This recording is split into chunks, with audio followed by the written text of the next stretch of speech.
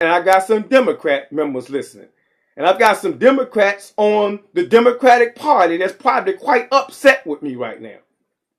The Democrats and the Republicans have an agenda in this city called Wilmington on fire. Their agenda, their communities, and their schools. When it comes to education.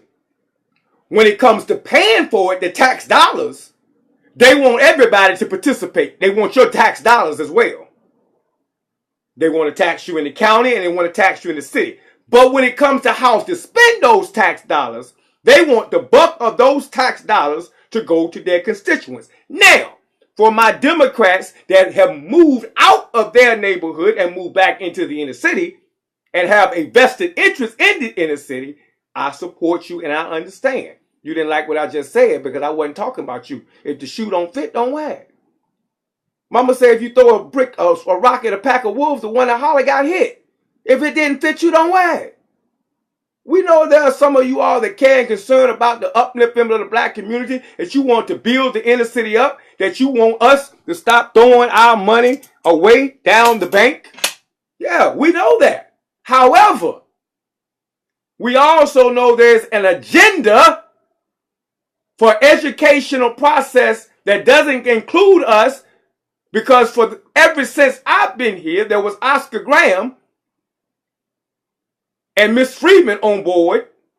Then when they got off board, we've had Dot and Nick. Other than that, we haven't had any other members of the school board that care about our children and our schools.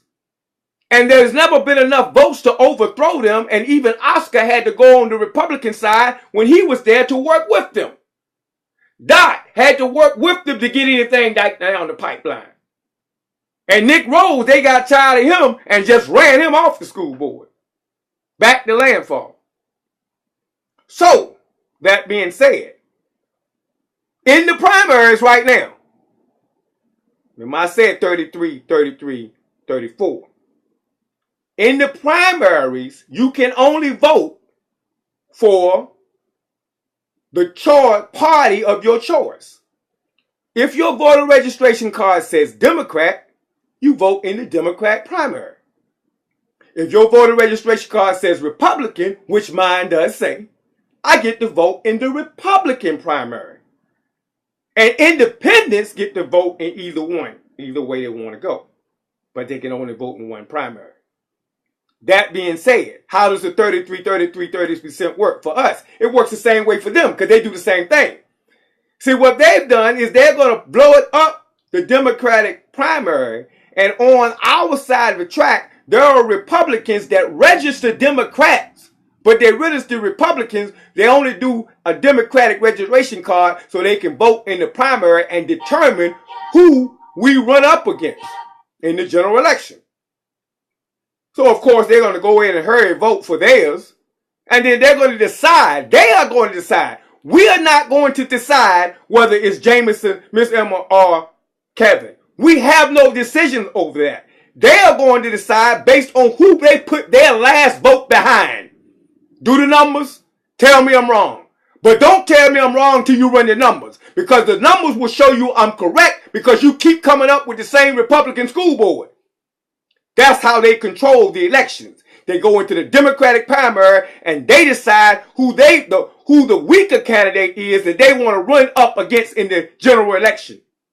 And then they come in a stronghold in the general election, and those same Democrats that you sit beside that don't live in your inner city, some of those, not all of them. I got my good friend Steve Lee and Anna Lee, they're my good friends. But some of those Democrats who don't care about your vote, they go and vote for that Republican school board.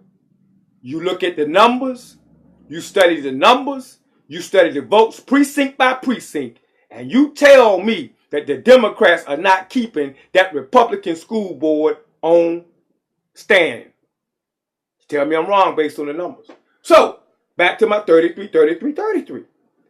If we had 33% Republicans that were registered, we could be in there right now, which I'm going to be doing later on, in the Republican primary determining who we want, the weaker one, to go up against our candidate.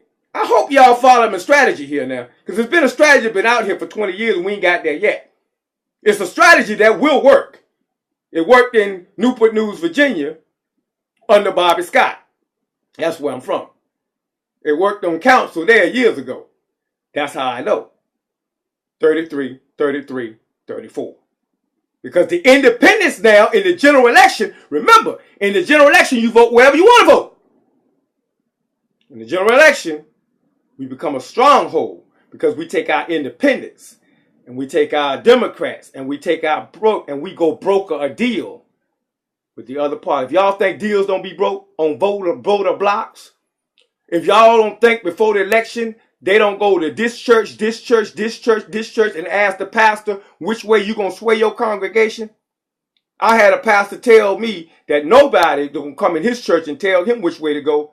He might not come and tell you where to go, but your people that put that money in that pot gonna tell you which way to go. And if you don't, they gonna stop putting that money in the pot and go to another church and find somewhere else to go. You think you control a church if you want to. That collection plate controls them churches and it controls, cause money rules, man. I don't care how you take it. You be spiritual all day long. Let that money dry up and see the philosophy and theology change all day long. The theology rolls which way the money go. In most churches. I'm not saying that's all. Don't get mad at me. Because some of these churches are good. I got my take from New Beginnings. Thank you, Pastor Campbell. And y'all mad because I said Pastor Campbell. See there? And then you just got mad at being fused together because I said it. See? Y'all some ooh. But I love you still. So that's the process. We're going to keep talking about this every day. We're going to keep talking about not throwing away our vote. We're throwing our vote away. Because we're not students of the vote. And young people, I'm older now. Kevin, I gotta say it. We gotta take this. This ain't Vance. This ain't a game. Because Vance reminded me this morning, he was mad. This is not a game. This voting is real. For years, let me say that and tell you how I really feel about the voting process. I know what the Republicans got planned. Yeah, I know what they got planned. I know what Trump and them got planned. I know exactly what they got planned. When Obama gone, bruh, that's what they got planned. I know exactly what they got planned. In my gut feeling, bring it. See, some days I wake up with us, especially the way I see us playing right now with the vote.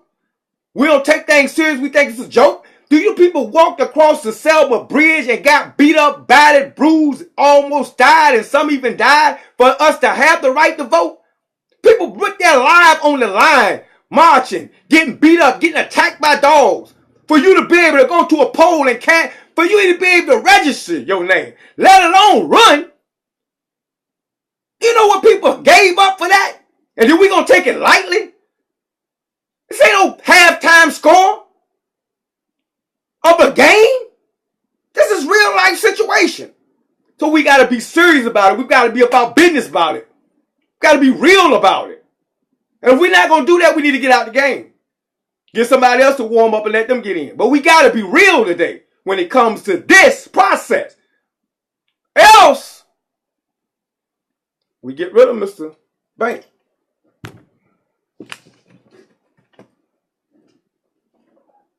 Else comes the bullet.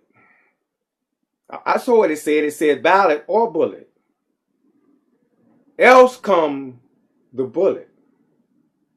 The generation coming up knows the bullet. Just like the generation of Malcolm Day knew the bullet. However, the bullets are different from those riots back then. You saw a semblance of it. That they learned how to squash out real quick because they turn your attention away to something else.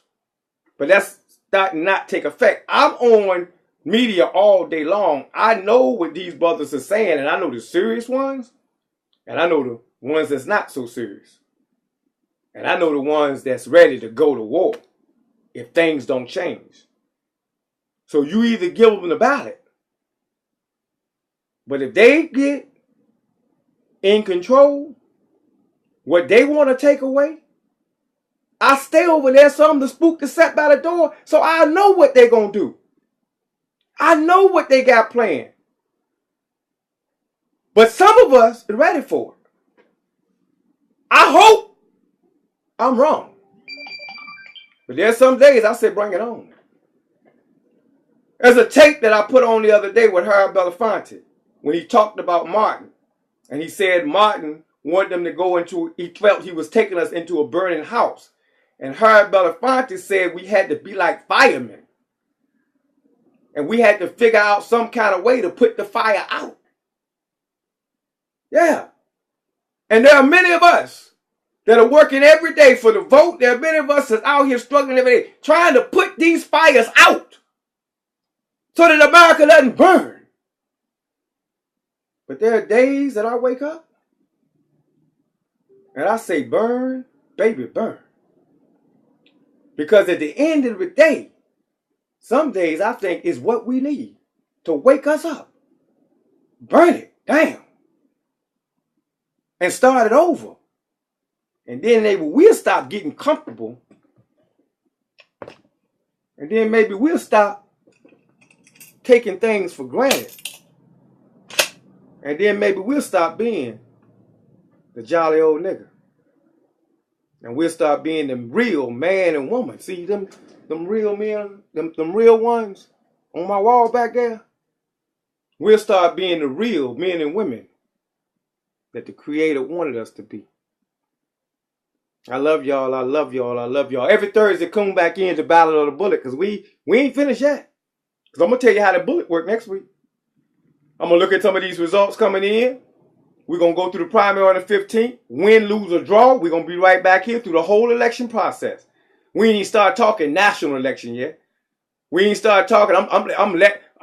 Next week, after I see these numbers, where it comes with Hillary and how it comes with my man Trump and how it turned out. I told y'all from the get-go that was on Donald Trump thought it was a joke. I told y'all from the get-go that was, go back and check my, go back and check my videos.